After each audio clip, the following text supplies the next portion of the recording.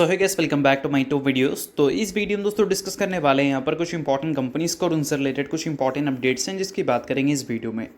तो चलिए दोस्तों वीडियो की शुरुआत करते हैं। सबसे पहली कंपनी की बात करते हैं। पहली कंपनी का नाम है वारे रिन्यूएबल टेक्नोलॉजीज लिमिटेड। बट इसको डिस्कस करने से पहले दोस्तों, अगर आपने अभी तक चैनल को सब्सक्राइब नहीं किया है तो चैनल को सब्सक्राइब करके बेल आइकन को प्रेस कर लो और टेलीग्राम चैनल को भी ज्वाइन कर लो, जिसका लिंक आपको डिस्क्रिप्शन में देखने को मिल जाएगा। और दोस्तों एक डिस्क्लेमर भी है, जो भी कंपनी से रिलेटेड न्यूज़ एंड अपडेट्स हम लोग कवर करेंगे वो सारी न्यूज़ एंड अपडेट्स सिर्फ और सिर्फ एजुकेशन पर्पस के लिए, सीखने के लिए, तो इसको किसी भी तरह का इन्वेस्टमेंट एडवाइस मत समझना। आप खुद से रिसर्च और एनालिसिस भी कर सकते हैं। तो चलिए दोस्तों वीडियो की शुरुआत करते हैं। सबसे पहले बात करते हैं वारे रिन्यूएबल टेक्नोलॉजीज से रिलेटेड कुछ इंपॉर्टेंट न्यूज़ एंड अपडेट्स के बारे में। दोस्तों अगर हम वारे रिन्यूएबल टेक्नोलॉजीज़ की बात करें तो आज के दिन ये कंपनी आपको काफ़ी ज़्यादा फोकस में देखने को मिल रही थी। फोकस में रहने का सबसे बड़ा रीज़न क्या है? कंपनी की परफॉर्मेंस। आज के दिन कंपनी में 10% तक की तेज़ी हमें विटनेस करने को मिला था। अब वो 10% की तेज़ी के पीछे का सबसे बड़ा रीज़न क्या है? कंपनी के Q2 के नंबर्स, जिसमें कंपनी ने जो नेट प्रॉफिट रिपोर्ट किया वो हमें मोर देन डबल होता हुआ दिखा। यानी कि बोल सकते हैं पिछले साल का जो प्रॉफिट था और इस साल का जो प्रॉफिट था उसमें 100% से ज़्यादा की गैप हमें देखने को मिली। 100% से ज़्यादा ग्रो करता हुआ नजर आया कंपनी का नेट प्रॉफिट इस Q2 में। अब ये नंबर मार्केट को काफ़ी ज़्यादा इंटरेस्टिंग लगा, इस वजह से आज के दिन हमें वारे रिन्यूएबल्स की परफॉर्मेंस अच्छी विटनेस करने को मिली थी। बट सबसे इंटरेस्टिंग बात, इस बार जो कंपनी ने क्वार्टरली रिजल्ट रिपोर्ट किया, जो कंपनी का इससे पहले गाइडेंस था, तो क्या उस गाइडेंस के हिसाब से कंपनी के प्रॉफिट हमें दिखें? क्या उस गाइडेंस के हिसाब से कंपनी के मार्जिन दिखे? क्या उस गाइडेंस के हिसाब से कंपनी के रेवेन्यू दिखें?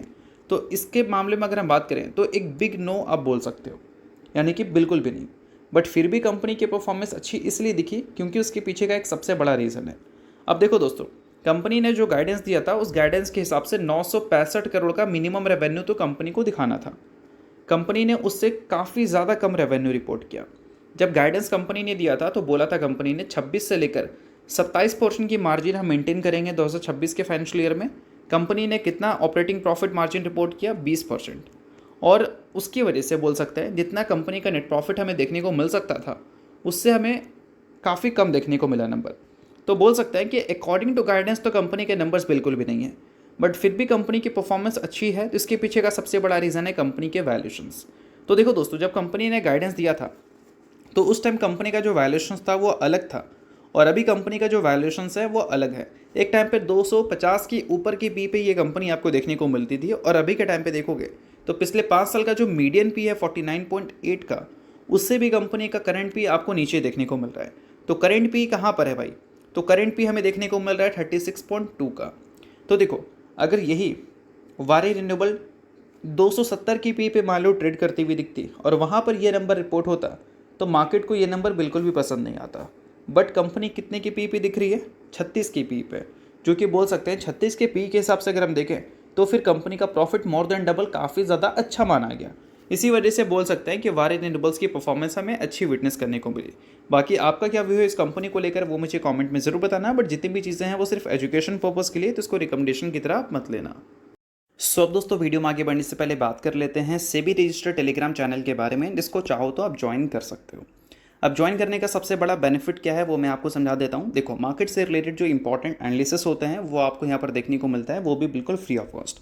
उसके अलावा काफ़ी सारी कंपनी के चार्ट्स आपको देखने को मिलते हैं रेगुलर बेसिस पे, जो कि यूट्यूब पे तो अब आपको देखने को मिलेगा नहीं। तो वो सारी चीज़ें आपको टेलीग्राम में ही अपडेटेड देखने को मिल जाती हैं। और इसके अलावा दोस्तों सेबी रजिस्टर्ड टेलीग्राम चैनल है, तो यहाँ पर आपको काफ़ी सारे कॉल्स वगैरह भी देखने को मिलते हैं, जिसका भी बेनिफिट आप ले सकते हैं। पास्ट में जो कॉल्स वगैरह यहाँ पर देखने को मिले थे उसकी परफॉर्मेंस भी हमें काफ़ी अच्छी देखने को मिली थी, जिसको आप चाहो तो नोट डाउन कर सकते हैं। और साथ में दोस्तों यहाँ पर लाइव आकर जो भी आपके डाउट्स इंक्वायरीज हैं वो भी क्लियर किया जाता है। तो लिंक इसका आपको डिस्क्रिप्शन में देखने को मिल जाएगा। लिंक के थ्रू जाकर आप सेबी रजिस्टर्ड टेलीग्राम चैनल को ज्वाइन कर लेना। तो चलिए दोस्तों बात करते हैं अब अगली कंपनी के बारे में। अगली कंपनी का नाम है बीएससी लिमिटेड। दोस्तों आज के दिन की बात करें तो बीएससी आपको काफ़ी ज़्यादा फोकस में देखने को मिल रही थी। फोकस में रहने का सबसे बड़ा रीज़न क्या है? बीएससी से रिलेटेड कुछ इंपॉर्टेंट न्यूज़ हमें सुनने को मिल रही थी। न्यूज़ दोस्तों यहाँ पर ये निकल के आ रहा है कि बीएससी जो है वो सस्टेन करेगी मार्केट शेयर गेंस को रेगुलेटरी क्लाउड होने के बावजूद भी। अब इन सारी चीज़ों को थोड़ा सा डिटेल में समझते हैं। तो देखो, यहाँ पर मेंशन है कि फर्स्ट हाफ 2026 का जो फाइनेंशियल ईयर है वहाँ पर बीएससी ने काफ़ी अच्छा वॉल्यूम विटनेस किया है। अब जितना ज़्यादा वॉल्यूम्स, जितना ज़्यादा पार्टिसिपेशन हमें देखने को मिलेगा एफएनओ में, उतना ज़्यादा बीएससी के जो नंबर्स हैं वो अच्छे आने की पॉसिबिलिटीज़ रहेंगी। और यहाँ पर बताया गया है कि फर्स्ट हाफ 2026 के फाइनेंशियल ईयर की बात करें तो बीएससी ने जो बड़े वॉल्यूम्स देखा है उससे कंपनी का जो मार्केट शेयर है वो भी हमें बढ़ता हुआ दिखा है और कंपनी ने वॉल्यूम ट्रांजेक्शन जो है उसको मेंटेन भी कर रखा है। और इससे क्या है, अल्टीमेटली हम उम्मीद कर सकते हैं कि बीएसई के जो आने वाले अर्निंग्स हैं उसमें हमें अच्छी परफॉर्मेंस विटनेस करने को मिले।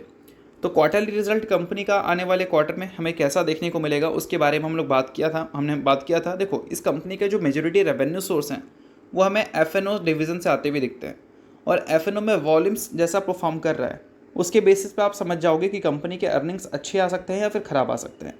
तो हमने लास्ट 3 मंथ का जो एफ.एन.ओ. में प्रीमियम टर्नओवर है उसके डेटा को देखा था हमने, जो कि Q1 के कंपैरिजन में Q2 में थोड़ी सी बेटर देखने को मिली थी। तो थोड़ी सी बेटर थी तो इसका मतलब हम क्या मान सकते हैं कि कंपनी के जो नंबर्स हमें दिखेंगे वो Q1 की तरह ही दिखेंगे, जिससे हम Q1Q बेसिस पे तो बड़ी ग्रोथ नहीं but year on year basis पे एक ग्रोथ की एक्सपेक्टेशन ज़रूर रख सकते हैं, वो भी डबल डिजिट में। तो इन्हीं सारी चीज़ों को देखते हुए अगर देखोगे तो बीएसई में पिछले कुछ टाइम में एक रिकवरी आपको विटनेस करने को मिला है। और पेग रेशियो अभी के टाइम पे कंपनी के जो वैल्यूएशंस हैं वो उतना ज़्यादा एक्सपेंसिव भी नहीं दिखा रहा है फ्यूचर के ग्रोथ पॉइंट ऑफ व्यू से। बाकी इसके अलावा एक पॉइंट है जिसको लेकर हमेशा बीएसई चर्चे में रहेगी और वो है सेबी एफ.एन.ओ. कॉन्ट्रैक्ट्स की जो वीकली एक्सपायरी को ख़त्म करना चाह रही है, वो अगर वो इम्प्लीमेंट कर दें तो इससे बीएसई के फाइनेंशियल्स को अच्छा डैमेज हो सकता है। बट ये चीज़ें ऐसा नहीं कि सिर्फ किसी एक कंपनी को ही डैमेज करेगी या फिर बोल सकते हैं बीएसई को ही सिर्फ डैमेज करेगी। ये चीज़ें ब्रोकर को भी डैमेज करेगी, एक्सचेंज को भी डैमेज करेगी, इनफैक्ट जो कैपिटल मार्केट से जुड़ी कंपनीज़ हैं और जो एफ.एन.ओ. से अच्छा पैसा कमाती हैं उन सभी को डैमेज करेगी। तो काफ़ी सारे लोग ने बोल सकते हैं फीडबैक दिया था कि आपको ऐसा नहीं करना चाहिए, चाहे एक्सचेंज की बात करें या ब्रोकर की। तो फिलहाल सेबी ने उस चीज़ के बारे में सोचा है, अभी के टाइम पे इस चीज़ को इम्प्लीमेंट सेबी नहीं की है या फिर उसको बोल सकते हैं इम्प्लीमेंट करने का प्रोसेस में भी नहीं लाई है। तो देखते हैं कि आगे चलकर इससे रिलेटेड अपडेट्स क्या आती है, बट अभी के टाइम पे जो इंपॉर्टेंट अपडेट्स थी उसको हमने कवर कर लिया। तो चलिए अब बात करते हैं अगली कंपनी के बारे में जिसका नाम है एसएल टेक्नोलॉजीज लिमिटेड। सो दोस्तों, आज के दिन ये कंपनी आपको काफ़ी ज़्यादा फोकस में देखने को मिल रही थी क्योंकि इस कंपनी के नंबर्स आज के दिन हमें देखने को मिलने वाले हैं Q2 के जो नंबर्स हमें कंपनी के दिखेंगे वो तो इंपॉर्टेंट है ही, बट साथ में कंपनी के कमेंट्री क्या है स्पेंडिंग पे उससे रिलेटेड भी कंपनी इन्फॉर्मेशन जो देगी वो भी काफ़ी फोकस में रहेगा। एआई से रिलेटेड जो कंपनी वर्क करेगी उससे रिलेटेड भी बातें कंपनी के फोकस में रहने वाले हैं।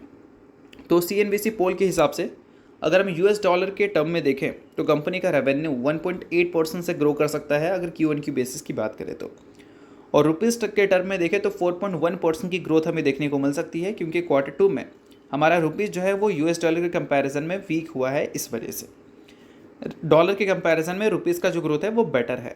बाकी इसके अलावा अगर हम EBITDA मार्जिन की बात करें तो वो हमें एक्सपैंड करता हुआ नज़र आ सकता है 1% से, और रेवेन्यू ग्रोथ कांस्टेंट करेंसी के टर्म में हमें 1.5% से दिख सकती है अगर हम Q1Q बेसिस की बात करें तो। और इसके अलावा दोस्तों, कंपनी ने जो अपना गाइडेंस मेंटेन किया था, गाइडेंस जो बताया था 2026 के फाइनेंशियल ईयर को लेकर अपने रेवेन्यू का, उसको कंपनी मेंटेन भी करती हुई नजर आएगी। ऐसा यहाँ पर एक्सपेक्टेशंस हैं। 3 से 5% के आसपास की गाइडेंस थी, उसी को कंपनी मेंटेन करेगी। EBIT मार्जिन गाइडेंस जो है वो 17 से 18% था, उसको भी कंपनी मेंटेन कर सकती है। बाकी अगर हम एग्जैक्ट फिगर्स की बात करें कि एग्जैक्ट फिगर्स मार्केट क्या उम्मीद कर रही है, तो देखो यहाँ पर आपको देखने को मिलेगा।